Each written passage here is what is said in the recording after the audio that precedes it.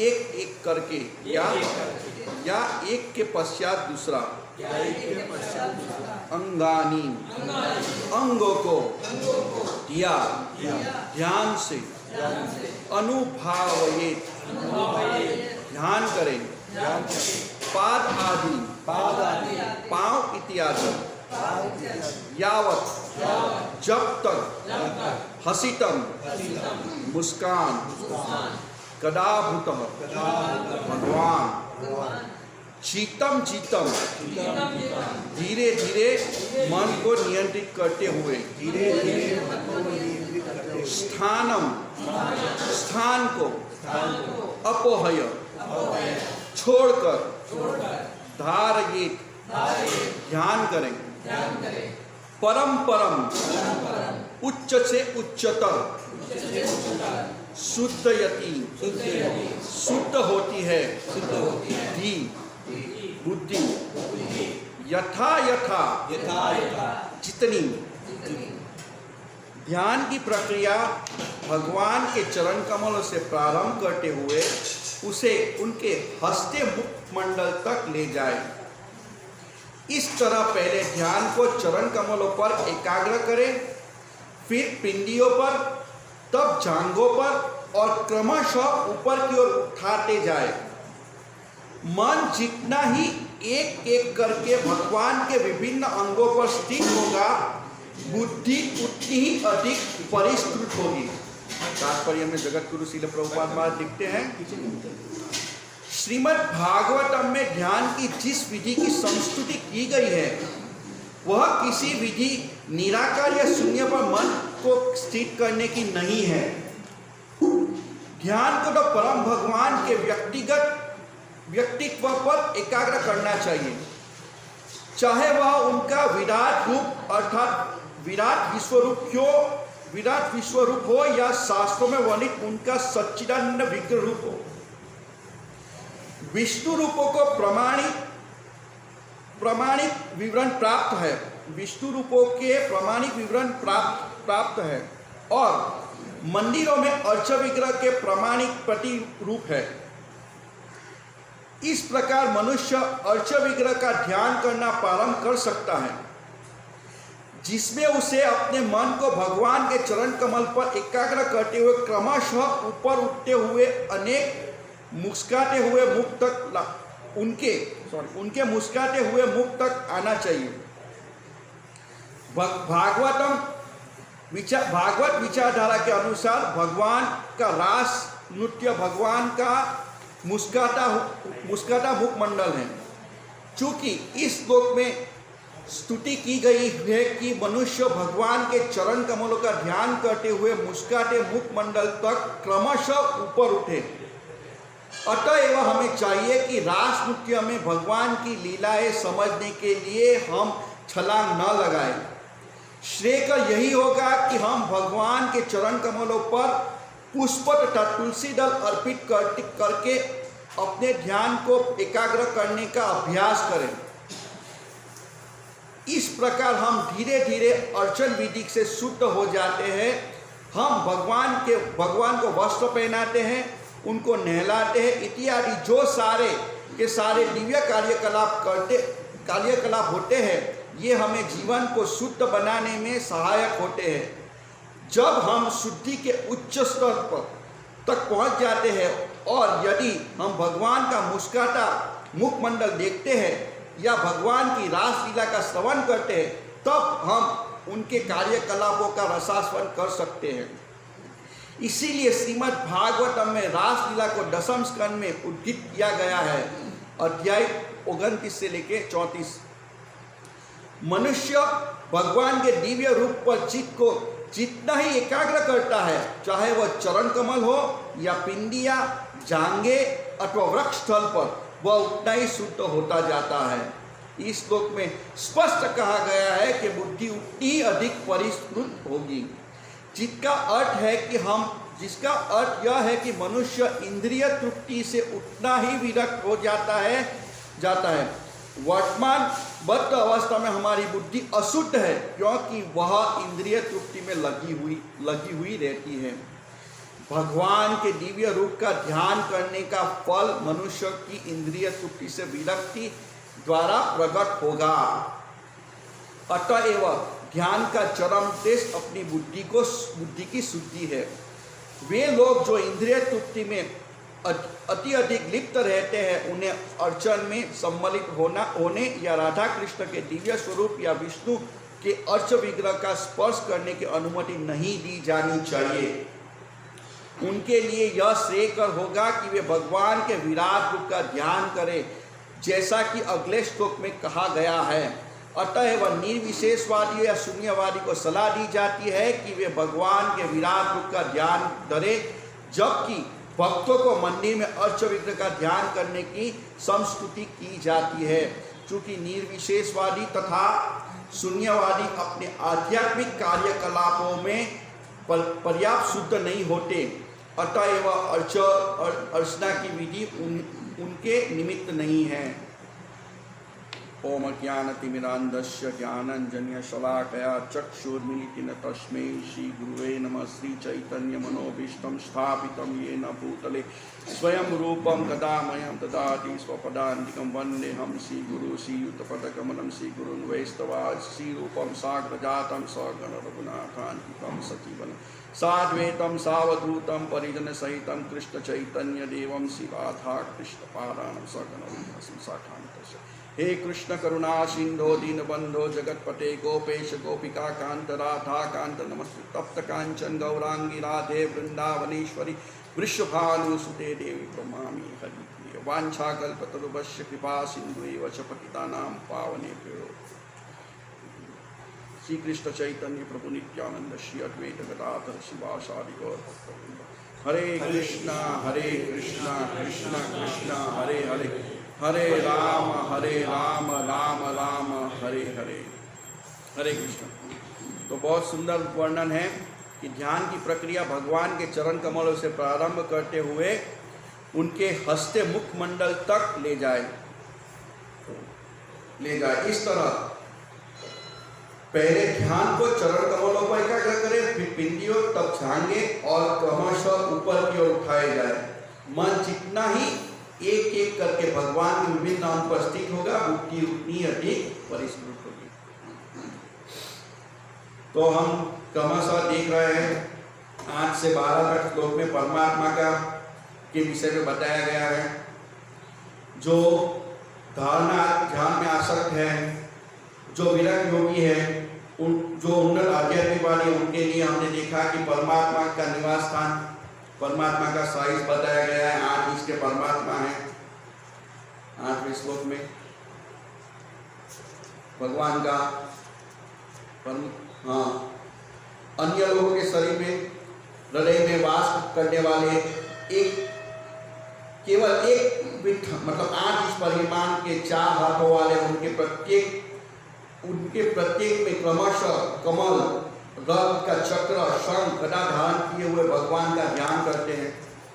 फिर हमने देखा उनके चरण कमल, महान योगियों के चरण कमल का सदस्य हृदयों के गुच्छों के ऊपर रखे हैं। उनके वक्षस्थल पर कौस्तुभिक मणि है, जिनके सुंदर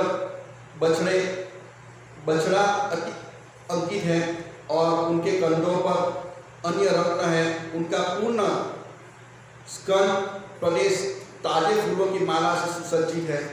तो ये 8 से 12वें श्लोक में हमने देखा। तो बुद्धि की शुद्धिकरण किस तरह होती है? जब हम भगवान के चरण कमलों का ध्यान करते हैं। तो भगवान के चरण कमलों का हम ध्यान करेंगे तो हम धीरे धीरे शुद्ध होंगे। लेकिन हम भगवान की सेवा में लगेंगे तब हमारी शुद्धिकरण होगी। हम डायरेक्ट भगवान के लीला में नहीं जाना चाहिए हमें।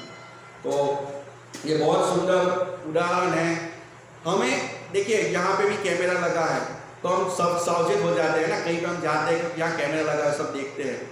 वैसे ही हम रियलाइज करें कि हमारे हृदय में परमात्मा रूप में भगवान है, तो हम सुखपूर्वक रह सकते हैं। लेकिन हम वो बार बार भूल जाते हैं कि हमारे हृदय में भगवान है, इसीलिए हम इंद्रिय तृप्ति में लग जाते हैं।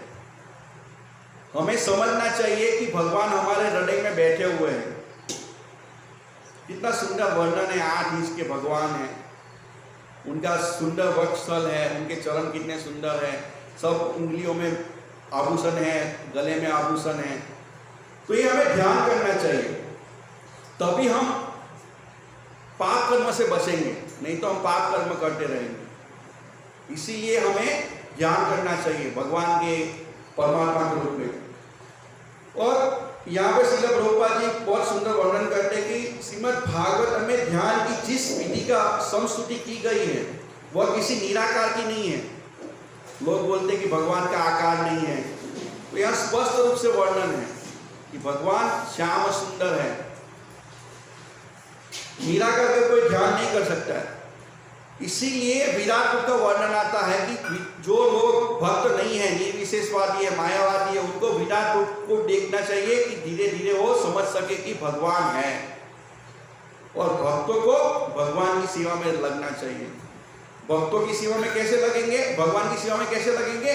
भक्तों के संग के माध्यम से लगेंगे। हम यहाँ सेंटर में आते हैं तो देखेंगे कि हाँ भगवान की सेवा हो रही है, हम कुछ ना कुछ भगवान के लिए लाएंगे, तो हमें भगवान के लिए उत्कंठा होगी, कुछ सेवा करेंगे। जैसे आज प्रसाद बनाना है तो सब भक्तों को चिंता निकले, हम कैसे प्रसाद बनाएंगे, अच्छी तरह प्रसाद बनाना है तो हम उसका ध्यान करते कैसे अच्छी तरह बनाओ। किसी को पूछेंगे कि क्या क्या डालना चाहिए तो हम अच्छी तरह प्रसाद बनाएं, क्योंकि हम भगवान के लिए कर रहे हैं ना। तो जितना भगवान का ध्यान करेंगे, जितना भगवान के बारे में सुनेंगे, उतनी अच्छी तरह हम की सेवा कर पाएंगे।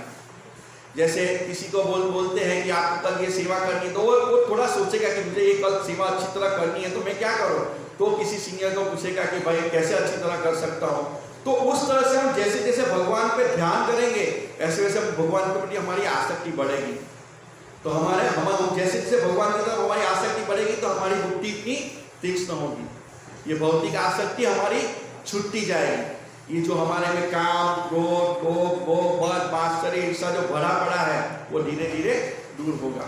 लेकिन हमें कोई भगवान की कोई एक सेवा में लगना चाहिए। उस सेवा में हम लगेंगे तो हम धीरे धीरे इसको क्रमशः दूर कर पाएंगे, नहीं तो हम दूर नहीं कर पाएंगे। इसीलिए कैसे न कैसे किसी न किसी एक सेवा में हमें लगना चाहिए, और जवाबदारी वाली सेवा में हम लगेंगे तभी ये दूर हो पाएगा। प्रभुपाद जी लिखते हैं कि मनुष्य भगवान के दिव्य रूप पर चित्त को जितना ही एकाग्र करता है, चाहे वो चरण कमल हो, पिंडिया हो, जांघें हो, वृक्षस्थल हो, वो उतना ही शुद्ध होता जाएगा।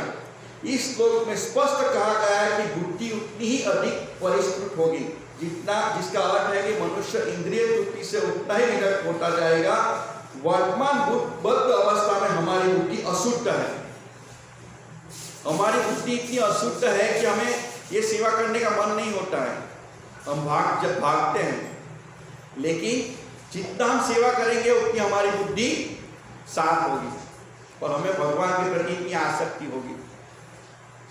नहीं तो हम भक्ति में तो आ गए हैं, लेकिन हमारी जो ये भौतिक आसक्ति है उसको नहीं छोड़ेंगे तो हम भक्ति में प्रगति नहीं करेंगे। हम मंगला भी आएंगे, 16 माला भी करेंगे, क्लास में भी सुनेंगे, लेकिन हमारी प्रगति नहीं होगी। भक्ति सिद्धांत महाराज बहुत सुंदर उदाहरण बताते हैं कि एक बार एक गांव में शादी थी, मतलब तो सामने की ओर गांव में शादी करने के लिए जाना था। तो सब लोगों ने भांग पी हुई थी, सब लोगों ने नशा किया हुआ था, और सबको रात सुबह शादी में जाना था। और नदी में बैठ गए और नाव में बैठ गए, पूरी रात हल्ले सा लगाया, पूरी रात हल्ले सा चलाया। सब लोग भांग पिए हुए थे, किसी को पता नहीं था, और सब पूरी रात मेहनत की सबने और हल्ले सा लगाया। फिर सब सुबह उठे तो देखा कि नाव तो वही की वही है। फिर देखा कि क्या हुआ कि नाव पूरी रात तो चला, नाव फिर गई क्यों नहीं आगे? तो लंगर उठाना ही भूल गए थे। उसी तरह हम मंगला आते हैं, सब कुछ करते हैं, लेकिन हमारी भौतिक आसक्ति को हम नहीं छोड़ेंगे और भगवान के चरण कमल में समर्पित नहीं होंगे, तब तक हमारी प्रगति नहीं होगी। तो हमें ये सब समझना चाहिए कि हमें भगवान के दिव्य रूप पर चित्त को एकाग्र करना चाहिए और कोई जवाबदारी वाली सेवा हमें करनी चाहिए, तभी हमारी प्रगति होगी। और भक्तों के संग में रहेंगे तभी हमारी प्रगति होगी, अन्यथा हमारी प्रगति नहीं होगी। क्योंकि भक्तों के संग में हम सीखते हैं कि भगवान की उत्तुष्ट सेवा हम किस तरह से कर सकते हैं। भक्त हमें सिखाएंगे कि हमारी कहाँ गलती हो रही है। घर में करेंगे तो कौन कान पकड़ने वाला है? कोई कान नहीं पकड़ने वाला है कि हमारी कोई गलती है तो हमें कौन बताने वाला है? कोई नहीं बताने वाला है। लेकिन भक्तों के संग में हम कुछ गलती भी करेंगे तो भक्त हमें सब बताएंगे कि प्रभु जी आप यहाँ गलती कर रहे हैं, अन्यथा कोई बताने वाला नहीं है। हमारा जो स्टैंडर्ड हमने बनाया है घर में वही स्टैंडर्ड हम करते रहेंगे। लेकिन भक्तों के संग में रहेंगे, मंदिर में रहेंगे तो हमारा जो स्टैंडर्ड है भगवान के प्रति हमारा रिस्पेक्ट बढ़ेगा, हमारा जो भाव है वो उच्च लेवल का होगा। हम जो नीच लेवल, हमारी जो सोच बुद्धि, जो छोटी सोच है, हम भक्तों के संग में हम बड़ी सोच कर पाएंगे। तो हमें भक्तों के संग में सेवा करनी चाहिए। वे लोग जो इंद्रिय तृप्ति में अति अधिक लिप्त रहते हैं उन्हें अर्चन में सम्मिलित होना तो राधा कृष्ण के दिव्य रूप स्वरूप का या विष्णु के अर्च विग्रह के स्पर्श करने की अनुमति नहीं दी जानी चाहिए।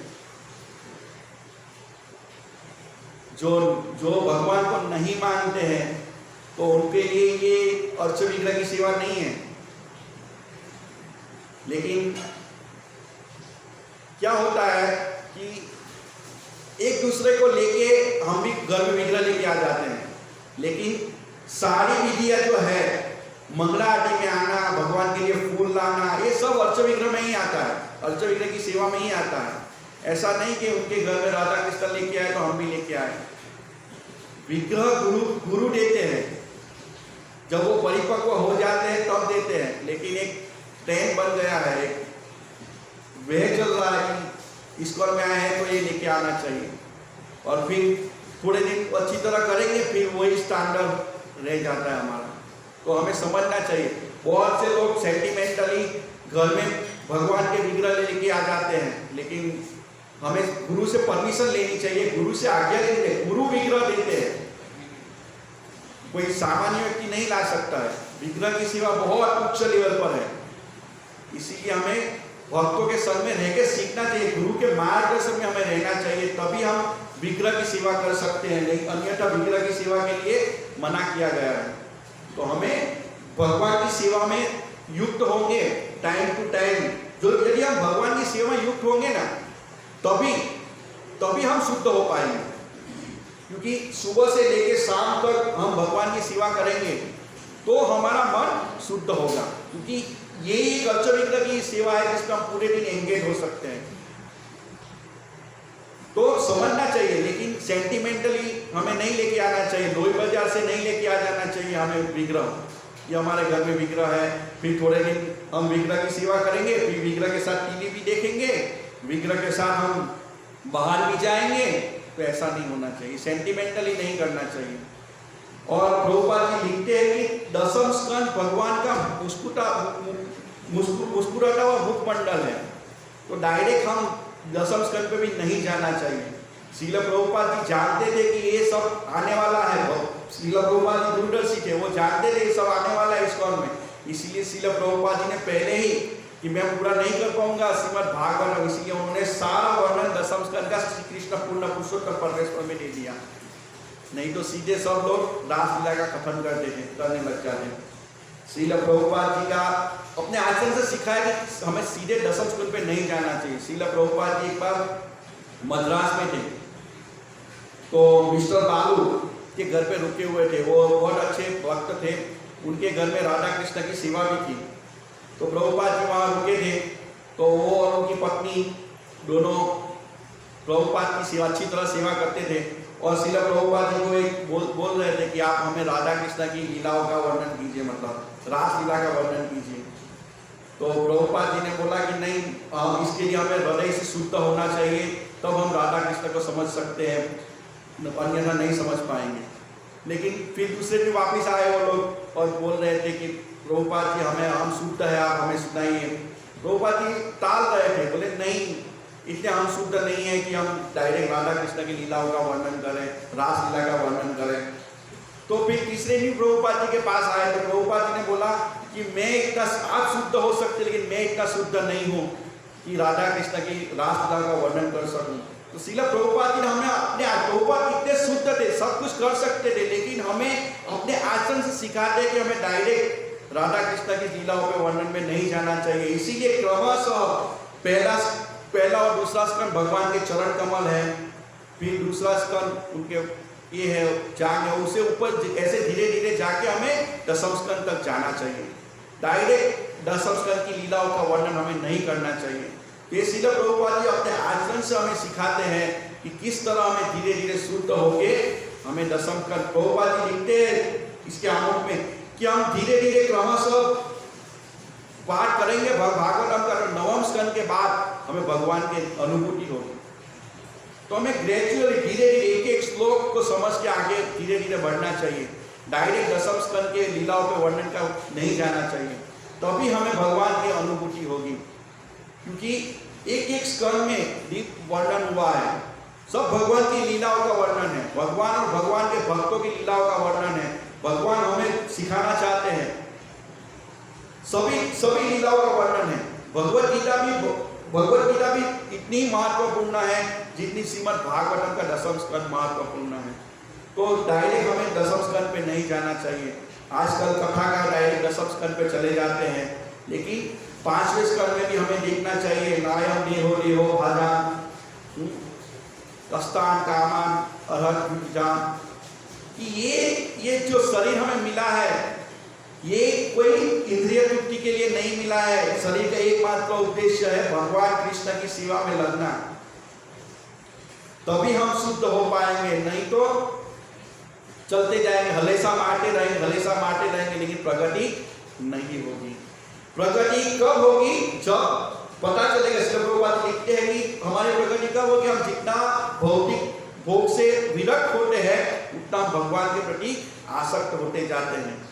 महाभारत में वर्णन आता है ना कि एक व्यक्ति ने थामले को आलिंगन किया था, बोले बचाओ बचाओ, मुझे पकड़ लिया, बचाओ बचाओ बचाओ। अरे थामले ने नहीं पकड़ा है, तुमने थामले को पकड़ के रखा है। उसी तरह इस भौतिक भोग को हमने पकड़ के रखा है, ये आसक्ति हमने बना के रखी है। इसीलिए ये दूसरे स्कंद के पहले अध्याय में वो वर्णन आता है ना कि दिन जाता है काम करने में और रात मैथुन में चला जाता है। ये धीरे धीरे हम पढ़ेंगे क्रमशः तो हम शुद्ध होते जाएंगे।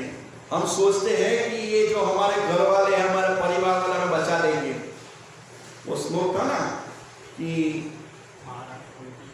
नहीं, इसमें था ना कि पहले स्कंद नहीं आता है इसको कि बचा नहीं सकेंगे हमारे जो परिवारजन हैं, तो हम मुक्त वो जा रहे हैं, मतलब कि वो मृत्यु के आ गए, लेकिन वो सोचते हैं कि मैं नहीं मरने वाला हूँ। हमें लगता है कि हमारे घर वाले, हमारे सैन्य असत सैन्य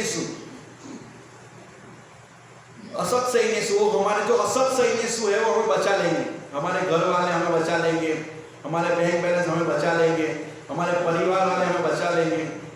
कोई बचाने वाला नहीं है। एक मुकुंद मुक्तिदाता भगवान कृष्ण ही हम बचाएंगे। यदि हम भगवान कृष्ण की शरण में जाएंगे तभी हम बच पाएंगे।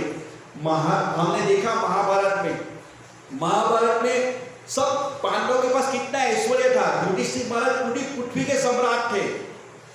भीम कितना शक्तिशाली था, 10,000 हाथियों का बल था। अर्जुन के समय को कोई धनुर्धर नहीं था। नकुल सहदेव इतने बुद्धिशाली थे, इतने सुंदर थे, तो उनके पास सब कुछ था, धन था, ऐश्वर्य था, सुंदर था, सब कुछ था। लेकिन जब द्रौपदी को कोई बचा नहीं पाया, कौन बचाए? भगवान। और हम सब इसी में पड़े हुए, मेरा नाम हो जाए। तो युधिष्ठिर महाराज का कितना बड़ा नाम था, पांडव का कितना बड़ा नाम था, लेकिन कोई बचा नहीं पाया। शक्ति कितनी शक्तिशाली थे दुर्योधन, और भीम कितना शक्तिशाली था, 10,000 हाथियों का बल था, लेकिन भगवान को बचा, द्रौपदी को बचा नहीं पाए।